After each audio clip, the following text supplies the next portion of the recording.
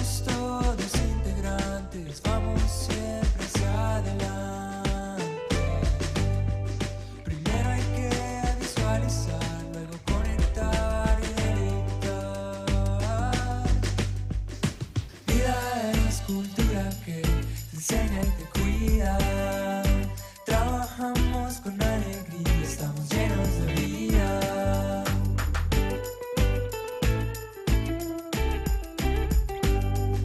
El desarrollo